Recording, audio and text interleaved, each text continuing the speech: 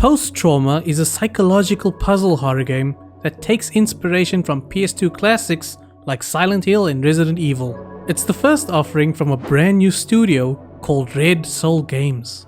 In it, you take control of an elderly train conductor named Roman, who wakes up suddenly on an empty train. It's not long before things take a haunted turn, and soon you find yourself wrapped up in a slew of strange and paranormal occurrences. Immediately, Roman starts looking for a way out of this hellish landscape, but ends up making his way deeper into the gloom, with seemingly no means of escape. Can you help me? Or are you lost too?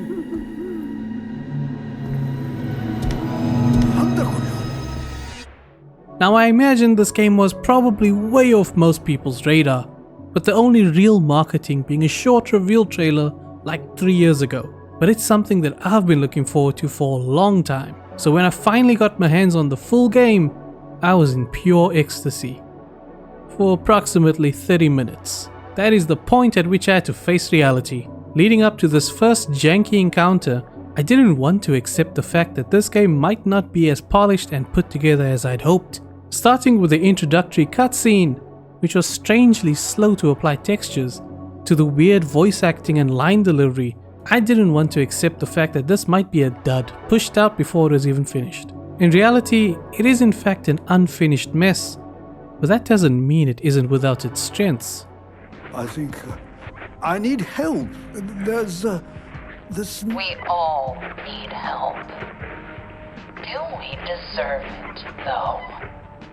From that rather damning introduction, you might get the impression that I suggest you move on from this game, but that couldn't be further from the truth. As a huge fan of the survival horror genre, I urge you, if you are one such person, then I recommend that you at least give this one a go. Because as terrible a state the game might be in, it does some things extremely well. For starters, one core pillar in these classic survival horror games is progression through puzzle solving. And let me tell you, this game had some great puzzles.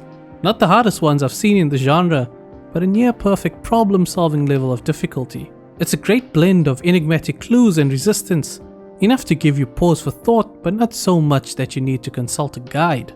Getting to that aha moment feels really satisfying, especially if you're coming from a predominantly Resident Evil background, where the height of puzzle solving often comes from getting this coin and placing it in this slot, or grab this gem and attach it to this statue. Granted, not all the puzzles in this game are bangers, or even make sense. Let's be honest, they very seldom do, but they are the highlight from the whole experience.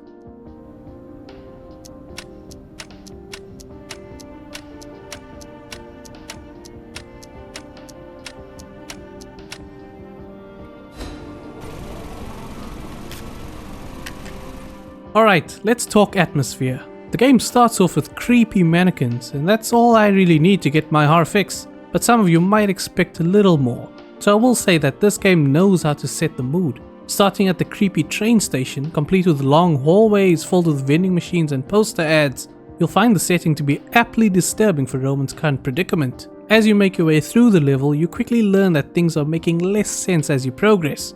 The opening hour of this game does a great job of setting the mood for the rest of the game.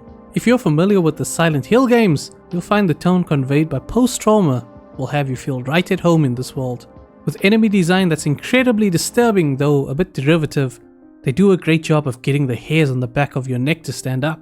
Another great way they create atmosphere is the fixed camera shots that give this game an incredible cinematic feel. Many a times during my playthrough did I purposely stroll through some of these sections because they were so well shot and set up. Once again, it is time for me to ask you to please leave a like on this video if you can, you know it really helps me, and maybe consider subbing if you like talking games. That's what we do here. And with that, let's get back to it.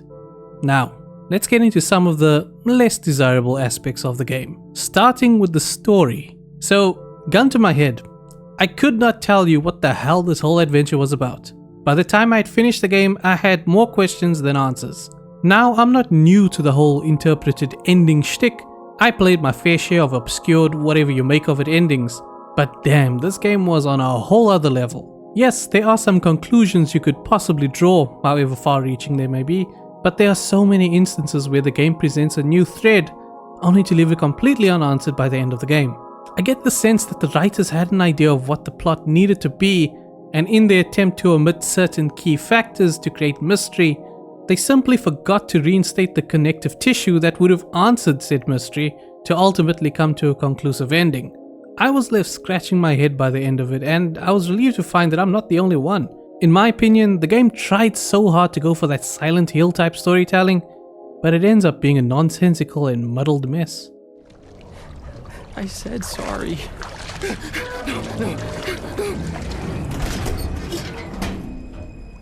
Now onto an area I'm more mixed on. Gameplay.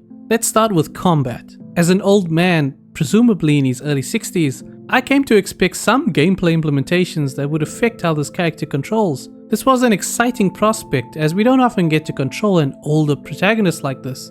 But unfortunately, he is as capable as any other hero we've ever played.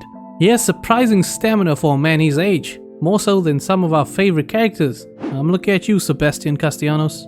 He is incredibly nimble, coming up with a backstep that would make a Souls player blush. He's got a powerhouse swing that would put Babe Ruth to shame. Okay, I gotta admit, that's the only name I know in American baseball. The point is, the enemies become way less scary when you have such a capable fighter to face them. Some even give up after one swing. What's worse is that I can count all the enemies I fought on my two hands. I'm not talking about the different kind of enemies. No, I'm talking about the total number of monsters I put down during my playthrough. It didn't help that the act of dealing with a monster feels terrible. Animations are janky and buggy as hell, blood splatter is over-exaggerated, and enemies are so easily defeated. This leads me into one of the most confusing aspects of the game: inventory management, or better yet, the lack thereof. I don't feel too bad discussing all the items you get during the game. The offering is so limited that it doesn't really spoil much. You get a pistol, shotgun, and 3 melee weapons. As for inventory space, you get 5 primary slots allocated for weapons, healables, and bullets. Then you get 10 slots for key items like keycards, coins, and blood bags. Now stay with me for a second here. Every now and then, you'll come across a save room, straight out of Resident Evil, where you can save and deposit items into your item box. During my 6-ish hours with the game, I never needed to use this box. Apart from one time when my primary slots were full with my pistol, shotgun, medkit, and 2 melee weapons. And I needed to pick up 3 bullets for my pistol. Mind you, I had ample space in my secondary slots, but alas, I had to backtrack all the way to find the box so I could move one of my melee weapons to free up 1 slot, so I could pick up 3 bullets and immediately load them into my gun, freeing up that slot instantly. This is a long way of saying the inventory system is just so poorly thought out. Before we move on, I just want to quickly cover one aspect of the game that I thought was really cool. The camera perspective is constantly changing. It goes from fixed to following to first person to even over the shoulder third person.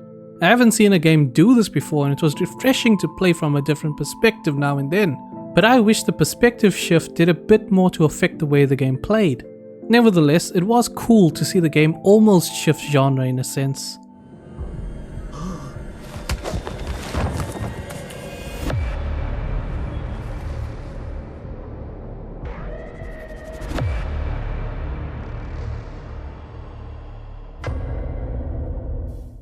Post-Trauma is not what I would consider a good game, but it is interesting enough for me to recommend to those of you who have the patience to experience something a bit different. Even though it might be somewhat derivative of the horror games that came before it, it does well to get the atmosphere and satisfying puzzle parts right, but fails in almost all other aspects.